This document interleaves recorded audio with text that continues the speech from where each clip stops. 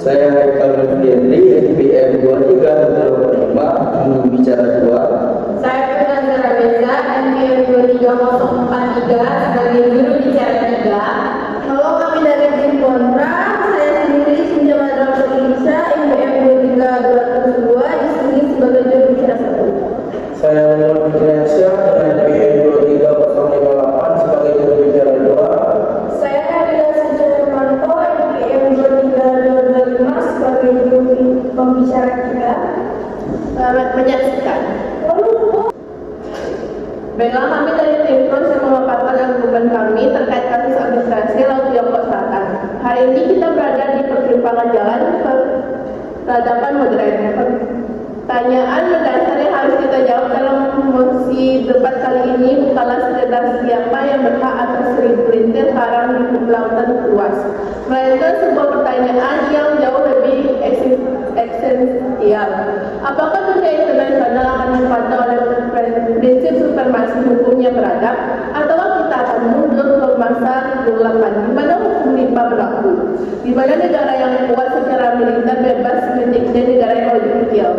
Kami dari tim Pro berdiri dengan keyakinan absolut tanpa meragukan sedikit pun bahwa putusan Mahkamah Arbitrasi atau Internasional pada tanggal 12 Juli tahun 2016 dalam sengketa Laut Tiongkok Selatan adalah sebuah keputusan yang final dan mengikat secara hukum internasional. Sengketa di wilayah Laut Tiongkok Selatan telah menjadi bom waktu yang mengancam stabilitas kawasan Asia Tenggara dan laut perdagangan global yang nilainya mencapai triliunan dolar secara tahunnya. Selama bertahun-tahun, beban sepihak yang tumpang tinggi telah menciptakan ketegangan yang konstan. Dalam situasi yang cenderung ketidakpastian ini, hukum internasional hadir sebagai penengah yang adil. Filipina sebagai salah satu negara pesisir telah menempuh jalur yang sangat terhormat, yaitu jalur damai melalui hukum laut internasional yang tertuang dalam Al-Quran 1982. Putusan arbitrasi tahun 2016 bukanlah produk politik barat, bukan pula instrumen yang menyudutkan pihak tertentu. Putusan ini adalah murni kristalisasi dari keadilan hukum laut yang telah disepakati oleh masyarakat dunia. Oleh karena itu, menolak atau mengabaikan putusan arbitrasi ini sama saja dengan merobek-robek piagam PBB, meruntuhkan kredibilitas tatanan maritim global. Mendukung kepatuhan terhadap putusan ini adalah kewajiban moral dan hukum bagi setiap negara yang mencintai perdamaian. Kami menegaskan kedaulatan sebuah negara harus dihormati dalam aturan hukum yang harus ditegakkan di atas. Baik, rekan-rekan yang terhormat, mari kita telah secara objektif dan dalam mengapa pendekatan arbitrasi ini tidak tepat melalui 3 argumen utama. Itu yang pertama adalah cacat jurisdiksi dan pelanggaran prinsip state consent. Hukum internasional tidak bekerja seperti hukum nasional yang memiliki otoritas pemaksa mutlak. Fondasi utama hukum internasional adalah state consent, yaitu persetujuan dari negara yang bersengketa.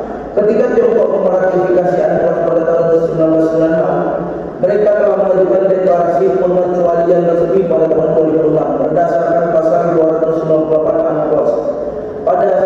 Pasal ini secara sah memberikan hak bagi negara manapun untuk mengecualikan sengketa terkait delimitasi batas maritim, kedaulatan wilayah, dan aktivitas militer dari prosedur arbitrasi wajib. Gugatan yang diajukan oleh Filipina secara esensial adalah masalah kedaulatan wilayah dan batas laut yang dibungkus ulang dengan cantik sebagai masalah teknis maritim. Mahkamah Arbitrasi yang telah melampaui wewenangnya Ultra Affairs dengan memaksakan yurisdiksi atau kasus yang sebenarnya telah dikecualikan secara sah oleh semua negara anggota. Yang kedua, putusan yang mandul dan tidak dapat dieksekusi (unenforceable). Sebuah produk hukum hanya akan memiliki nilai jika hukum tersebut dapat ditegakkan. Faktanya, Mahkamah Arbitrasi Internasional tidak memiliki institusi penegak hukum, tidak memiliki armada kepolisian, dan tidak memiliki instrumen sanksi real untuk memaksa negara berkekuatan besar seperti Tiongkok. Mari kita lihat fakta di lapangan setelah bertahun-tahun. Putusan itu dikeluarkan sejak 2016. Apakah Tiongkok mundur? Tidak. Apakah literasi militerisasi berarti justru sebaliknya. Tiongkok mungkin memperkuat patroli maritim, memperluas kapal militer dan gesekan di laut semakin sering terjadi. Membanggakan sebuah keputusan hukum yang tidak bisa dieksekusi di dunia nyata adalah bentuk kenaifan diplomatik yang justru menurunkan di bawah hukum internasional itu sendiri di mata dunia.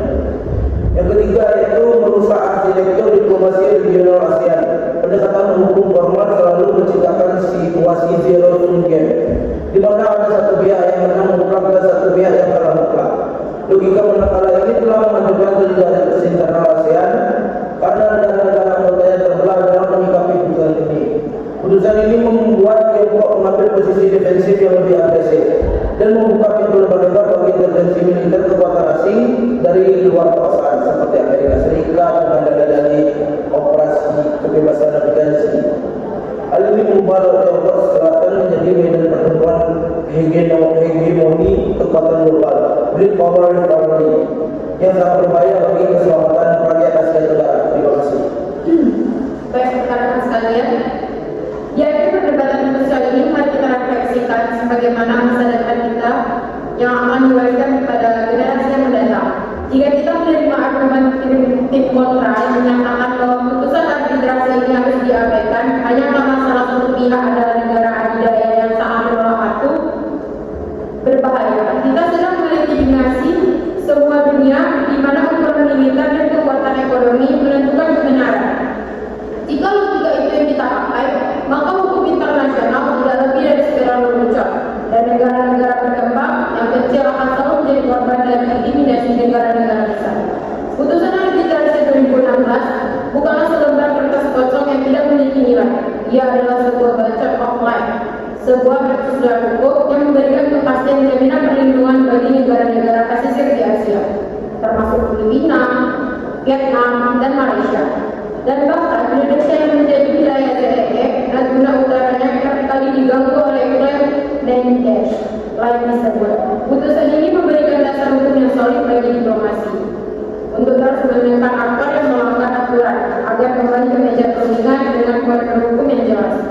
Kita tidak boleh pesimis hanya karena sebuah hukum yang baru sebelumnya dieksekusi hari ini. Tugas kita sebagai komunitas internasional jangan menyerah dan membangunnya ke tempat sampah. Perdamaian yang abadi tidak akan pernah lahir dari rasa takut atau ketundukan pada permatapan, hanya bisa berdiri tegak di atas fondasi hukum yang dihormati secara setara oleh seluruh bangsa tanpa memandang seberapa besar hubungan negara tersebut. Putusan arbitrase Laut Tiongkok Selatan adalah satu-satunya kompas moral dan hukum yang kita miliki untuk menavigasi konflik ini menuju perdamaian. Oleh karena itu, kami dari tim Pro dengan penuh rasa bangga dan keinginan mendesak Majelis Parlemen Rakyat untuk mendukung mosi ini dan menuntut kepatuhan global terhadap putusan arbitrase. Terima kasih. Baiklah, rekan-rekan dari tim Pro yang baru dengan ide resmi, kami dari tim kontra yang membantah pernyataan dari tim Pro terkait kasus arbitrase Laut Tiongkok Selatan. Sejarah hubungan internasional telah berulang kali mengajarkan kepada kita sebuah kebenaran pahit bahwa memaksakan sebuah teks hukum formal dan hukum dalam pusaran sengketa geopolitik yang sangat kompleks dan sensitif bukan yang menyelesaikan masalah, justru akan memperkuat situasi, mengunci pintu diplomasi dan memicu eskalasi politik yang jauh lebih berbahaya. Kami dari tim kontra di sini hari ini dengan posisi yang sangat tegas dan realistis, kami menyatakan bahwa pendekatan melalui Mahkamah Arbitrase Internasional pada tahun 2016 dalam kasus Laut Tiongkok Selatan ada sebuah langkah yang cacat secara prosedural, tidak realistis dan kontraproduktif bagi pendamaian regional. Kami mengagumi idealisme tim Pro yang mendapatkan dunia serba tertib hukum. Namun kami tidak bisa mengelola perdamaian kawasan Asia Tenggara hanya dengan mengandalkan utopia dinasti di atas kertas teks hukum sambil menutup mata terhadap realistis geopolitik sejarah dinamika perkembangan real di lapangan. Sengketa Laut Tiongkok Selatan bukan sekadar perdebatan akademik tentang definisi karang sebuah ruang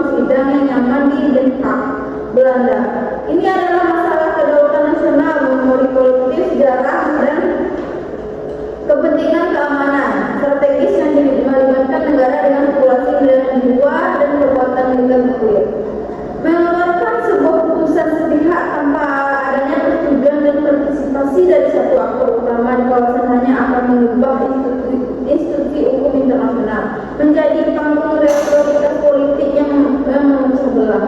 Pendekatan hukum unilateral seperti ini justru menjauhkan kita dari solusi damai yang konkret dan dapat diterapkan. Perdamaian tidak bisa dipaksakan melalui palu hakim internasional. Perdamaian hanya bisa dibangun melalui rasa saling percaya dan kompleks politik dan inklusif. Oleh karena itu kami menolak pendekatan ini sebagai solusi tunggal. Terima kasih. Baik, tim pro yang terhormat, mari kita bedah mengenai argumen substansial mengapa putusan arbitrase 2016 mutlak wajib dihormati dan diimplementasikan melalui 3 pilar implementasi hukum. Yang pertama, gugurnya klaim historis penaikan gas lain secara tetap. Selama dekade terakhir, Tiongkok menggunakan PK tahun 1940-an yang memiliki 9 tradisi khusus untuk mengklaim hampir 80% wilayah Laut Timor Selatan sebagai hak historis mereka.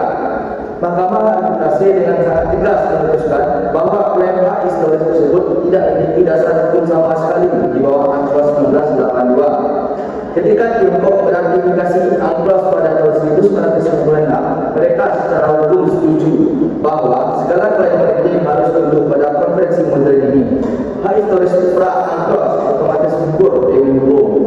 Kita tidak bisa menggunakan hukum internasional dikalahkan oleh mitos sejarah masa lalu yang subjektif. Karena jika itu diizinkan, maka setiap negara di Indonesia bisa mengklaim wilayah negara lain berdasarkan wilayah kerajaan mereka di masa berubah. Yang pilar kedua, status yuridis, fitur geografis yang menghentikan ekspansionisme.